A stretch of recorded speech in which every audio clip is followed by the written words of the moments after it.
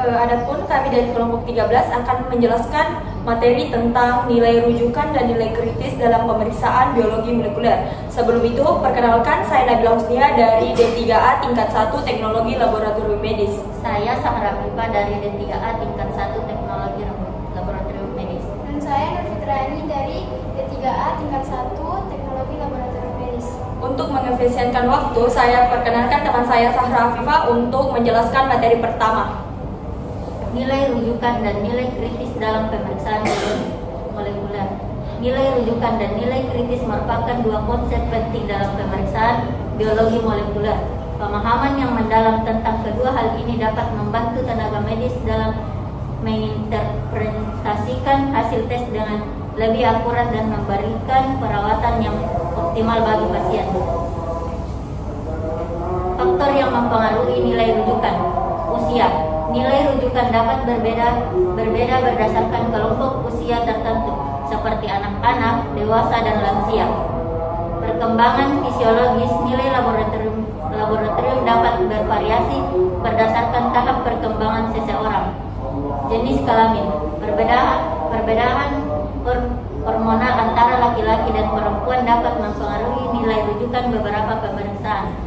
Perbedaan hormonal. Pria dan wanita memberikan perbedaan dalam kadar hormon yang mempengaruhi beberapa nilai, seperti hormon tiroid, hemoglobin, dan ferritin.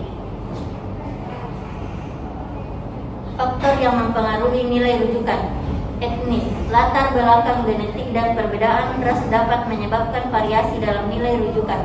Perbedaan genetik dan lingkungan antara etnis juga mempengaruhi nilai rujukan. Beberapa contoh genetik. Beberapa populasi memungkinkan memiliki predisposisi terhadap kondisi tertentu seperti diabetes atau hipertensi yang mempengaruhi nilai rujukan. Lingkungan, pola makan, aktivitas fisik, dan faktor lingkungan lainnya yang berbeda antar etnis juga dapat mempengaruhi parameter kesehatan. Misalnya, tingkat kolesterol atau kadar glukosa dapat bervariasi berdasarkan kebiasaan diet, akses ke pelayanan kesehatan. Etnis yang berbeda mungkin memiliki akses yang berbeda terhadap pelayanan kesehatan yang dapat mempengaruhi kesehatan secara keseluruhan dan hasil pengukuran. Sekian dari saya. Selanjutnya, adapun jenis-jenis nilai rujukan. Yang pertama, nilai rujukan populasi. Nilai rujukan yang ditetapkan berdasarkan data statistik dari populasi yang representatif. Yang kedua, nilai rujukan individual. Nilai rujukan yang ditetapkan berdasarkan pemeriksaan sebelumnya pada individu yang sama. Yang ketiga, nilai rujukan kontekstual. Nilai rujukan yang memperhitungkan kondisi klinis dan faktor lain yang relevan pada individu. Dan yang terakhir, nilai rujukan dinamis. Nilai rujukan yang disesuaikan secara berkala berdasarkan perubahan kondisi individu. Selanjutnya, penentuan nilai rujukan. Penentuan nilai rujukan atau sering digunakan dalam berbagai bidang, terutama dalam bidang medis dan ilmu pengetahuan, untuk menetapkan tentang yang dianggap normal atau standar bagi suatu populasi tertentu. Adapun yang pertama, yaitu pengumpulan data. Mengumpulkan data dari populasi yang representatif untuk menentukan rentang nilai normal.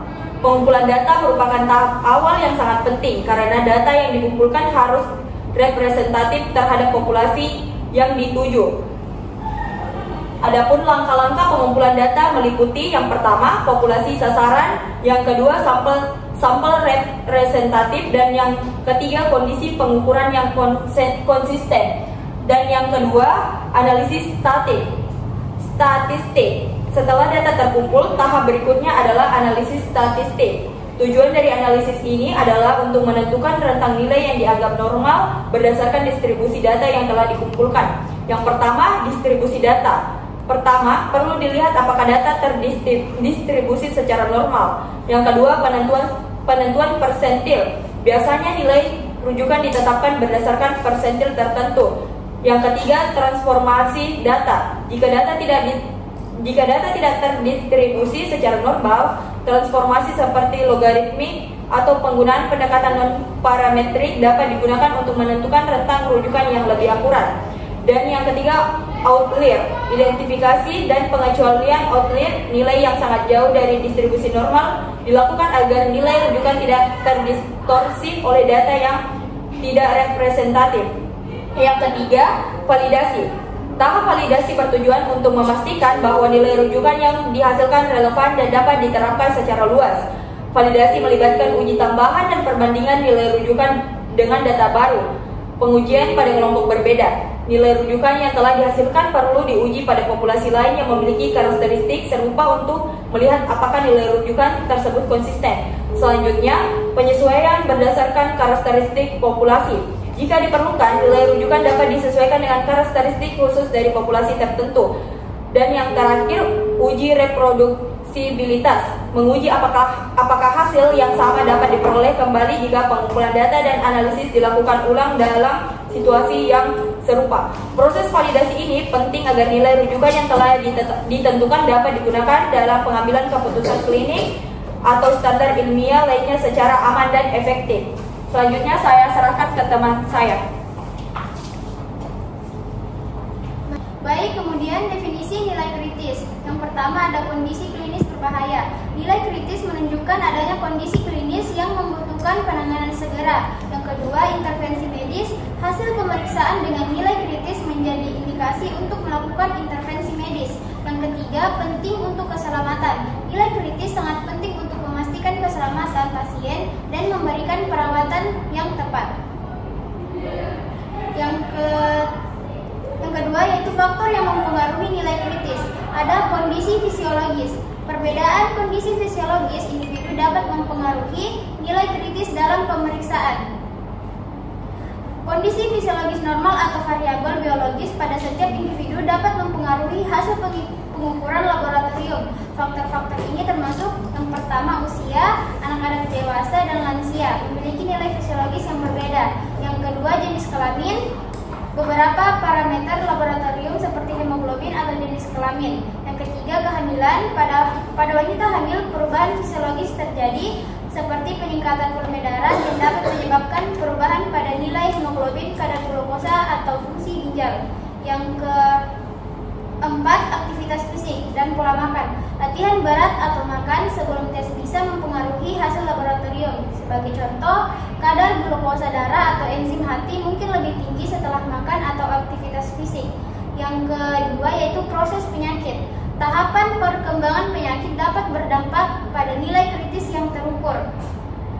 Penyakit atau gangguan kesehatan secara langsung mempengaruhi hasil laboratorium dan dapat menyebabkan nilai kritis dan menandakan keadaan darurat medis. Beberapa contoh meliputi gangguan fungsi organ, penyakit yang mempengaruhi organ vital seperti jantung, ginjal, hati atau paru-paru dapat menyebabkan hasil laboratorium yang abnormal secara kritis. Yang kedua, infeksi atau sepsis.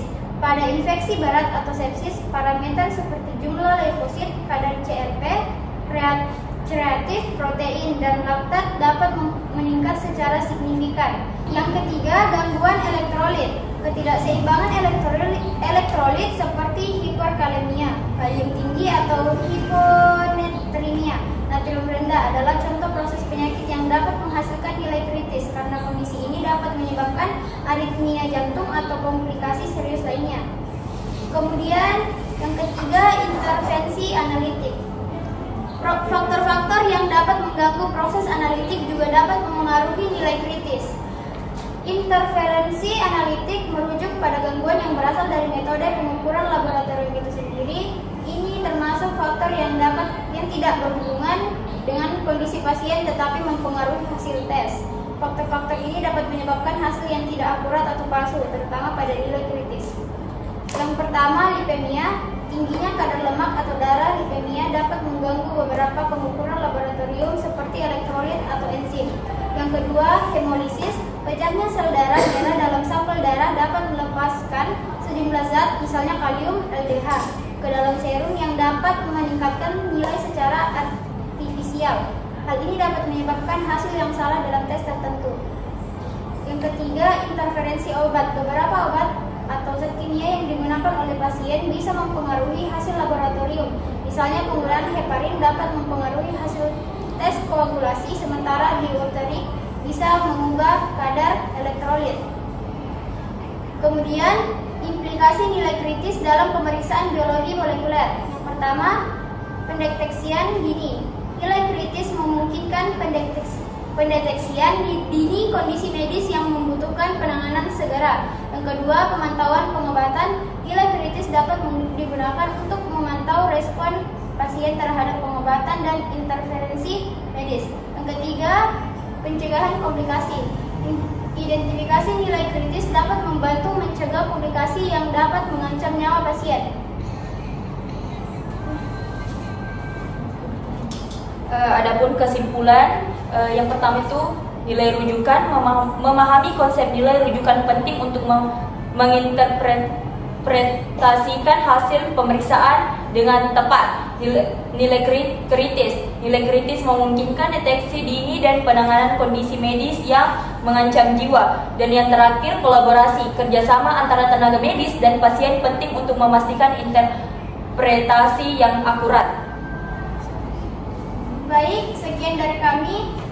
Mohon maaf jika ada banyak salah kata. Kami mohon maaf. Saya kira dan mengucapkan wabillahi taufiq wal hidayah. Wassalamualaikum warahmatullahi wabarakatuh.